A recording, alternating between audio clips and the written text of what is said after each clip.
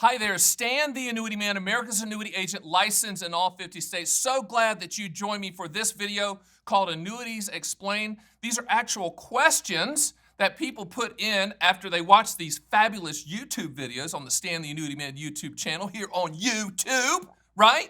So you type in your question, you're like, he's never gonna ask me. He's just gonna ignore me. No, that's not true. I have no life, been married for 33 years, so I'm reading the questions. I'm gonna answer the questions, and I've chosen, cherry-picked some of the best ones, and I'm gonna read them to you, and I'm gonna answer them for you after this.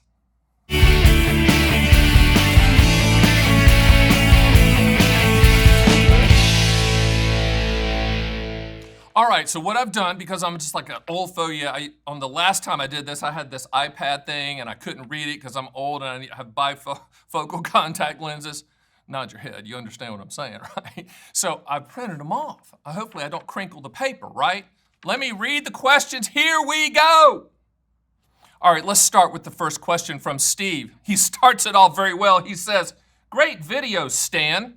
Excellent. Excellent way to start that. I encourage all of you to start it with a huge compliment to Stan the Annuity Man, but he goes on. I have an annuity with fill-in-the-blank company. We're not going to do that.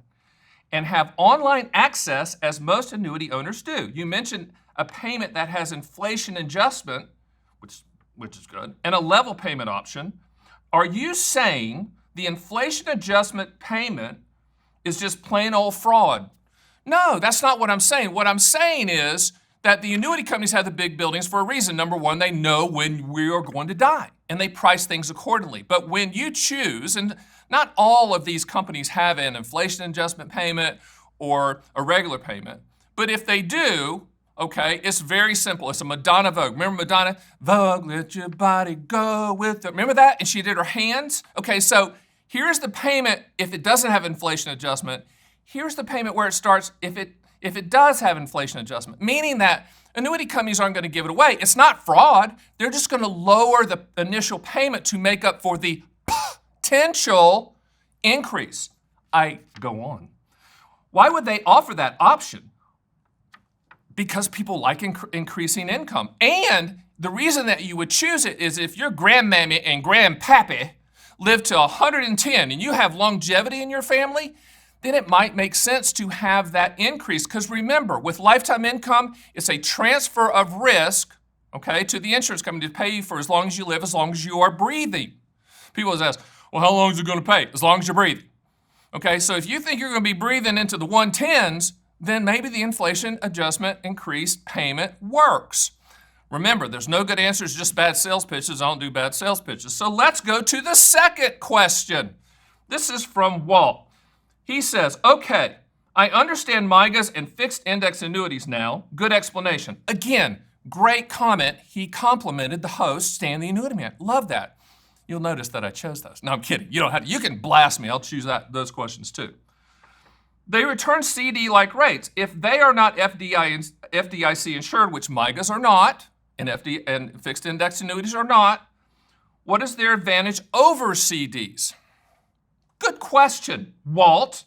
And he finishes it, just the rollover feature that delays taxation on interest, is that the benefit? Well, that is a benefit in a non-IRA account. MYGAs and indexed annuity, that growth can grow tax deferred. But MYGAs and indexed annuities, even though they both are CD type products, I know that's not what you've heard on indexed annuities, but it's true, that doesn't make them better than CDs. Remember, CDs are backed by FDIC, which is the best coverage that you can get. And then the annuity companies, you're choosing that annuity company for the claims paying ability. Can they back up that claim? You know, we can look at their ratings and their solvency ratio and their bonds and all that stuff. But at the end of the day, is a CD better than a MYGA from a safety standpoint or an indexed annuity? Yes, it is, because F stands for federal. F stands for they can tax us and get the money. But the returns, the guaranteed returns on MYGAs currently at the time of this taping are much higher than CDs. Does that make them better than CDs? No, but in a fixed rate world where you're looking for the best fixed rates, you know, you might want to look at MYGAs and indexed annuities for a little bit better return than CDs. Let's go to the next question. This is also from Walt. Must be a different Walt. Might not be. Walt might be just killing it on the questions. Good for you, Walt, for the same one. I listen but don't understand the lifetime income benefit rider. Why would anyone select it? Does it allow the beneficiary to stop the income stream, hence retain the principal? Loaded question, and I've got the gun for it, Walt. We can do this thing. So let's take it in pieces. He doesn't understand the lifetime income benefit rider. First thing I would tell Walt to do is go to my site, theannuityman.com, and order the books, because guess what? Stan the Annuity Man, America's annuity agent, licensed in all 50 states, has written a book on income riders that I will send you for free and under no obligation. No one's going to call you and show up at your door. That's because I'm somewhat of an annuity philanthropist, because I give that information away so you can make a good decision. Why would anyone select an income rider? Good question, Walt. Here's the answer. I look at lifetime income in two sections: income now and income later, meaning I'm going to turn on income right now or I'm going to turn on income at a later date. Income riders are for people that want to turn on income at a later date. There's also a product called deferred income annuities and qualified longevity annuity contracts that can also contractually solve for income later. All right, but income riders typically attached to indexed annuities are a benefit that you attach at the time of application, that you know what the exact to the dollar penny of that lifetime income stream is going to be if you turn on the income in 2 years, 3 years, 7 years, 9 years, 13 years, whatever. And people like to plan. That's the reason that you would choose a lifetime income rider. There's a lot more to it. I've done videos on income riders you need to check out, or you can schedule a call with me and we'll go through it and I'll run the quotes for you. But income riders, the reason that you would buy it is you want to retain control of the principal, that indexed annuity amount, but you want to have a guaranteed payment in the future for you or you and your spouse or partner that you know to the penny what it's going to be contractually. Remember, you own an annuities for what they will do, not what they might do. The will do is the contractual guarantees. The second part of his question is a good one, and it's about does it, meaning the lifetime income rider, allow the beneficiary to stop the income stream, hence retain the principal? The beneficiary, and by the way, with annuity policies, they're contracts, and you can list beneficiaries in case your Learjet hits the mountain, your Bentley hits the tree, your Lamborghini rolls over and you die. That remaining money in the accumulation value is going to go to the beneficiary, but the beneficiary has absolutely no call on what that income rider is going to do.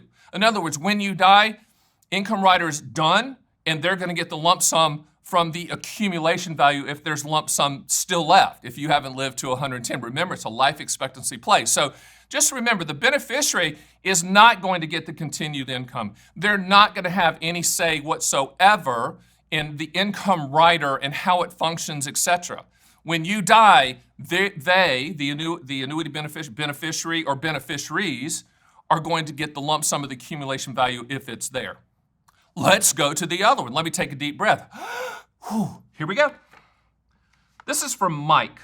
How does the accumulation value side of an indexed annuity grow when I must have given an example, you started with 100 and it goes to 150. That's what he said here. Grow from 100 to 150. What determines the growth of that left-hand side of the ledger? I see the right side growth is based on the contracted rate and term. What he's talking about, and this is, I'm going to set the paper down, okay? Here we go. What he's talking about was with the index annuity and you attach an income rider, you draw a line down the blank sheet of paper like this, okay, visually. This side's the index side. That's the index option accumulation value. It's going to historically return CD or MIGA type rates, that 2 to 4% range over here, okay? But the other side is the income rider side. And that's the attached benefit for future income. So when he's talking about left-hand side of the ledger and right-hand side of the ledger, left-hand side of the ledger, when I'm looking at you, left-hand side for me, is that index option side. Right-hand side is that guaranteed contractual income rider pension payment in the future. But the question originally was about how does that left-hand side, the index side, grow? Well, getting into the weeds a little bit, and I've done a ton of videos. If you go to the Stan the Annuity Man video, YouTube video channel, which you should have it, pinned to the top. I have playlists. If you hit playlists, you'll see all my, not all, but vast majority of my indexed annuity videos. But indexed annuities, the growth is based on a call option, meaning in English, you're expecting the markets to move higher.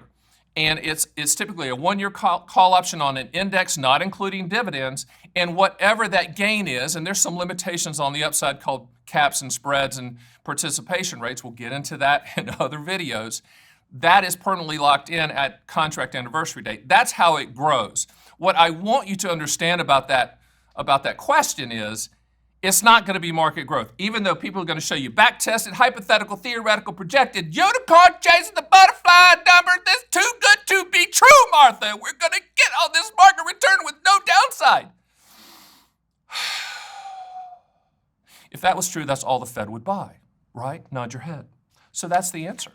Now, before I go to the next question, just understand I've written a book on indexed annuities as well. Go to theannuityman.com, sign up for the book. I'll ship it to you for free and under no obligation. Now, here's the next question. You seem to be presenting it as growth or no growth, either or. Why wouldn't annuity be part of the overall retirement portfolio? You should still have a stock bond portfolio for growth, right? Asked Bruce. Yeah, I mean, the annuity industry frowns upon like this. I mean, here's the annuity industry. They frown upon anything, if you use more than 50% of your investable assets. That's not your home and your car and your guitars and your paintings. That's your investable assets. They don't want to see more than 50%. Yes, you do need stocks or bonds. Now, where does it fit in a portfolio? I've made it very easy for you, Bruce. I've created an acronym called PIL. P stands for principal protection. I stands for income for life. L stands for legacy, and the other L stands for long-term care. Okay? It's that simple. If you don't need to contractually solve for the PIL, principal protection, income for life, legacy, and long-term care, you do not need an annuity. But an annuity is part of your portfolio if you want to transfer risk. Whew. I can keep going on these questions all day long. But what I'm encouraging you to do is, after you hit the subscribe button, obviously, and after you share it and like it and do all those things, type in a comment. If you don't get on air, you might, but if you don't, we're going to answer the question. How good is that? So, with that being said and these questions being answered, I will see you on the next Stan the Annuity Man YouTube video.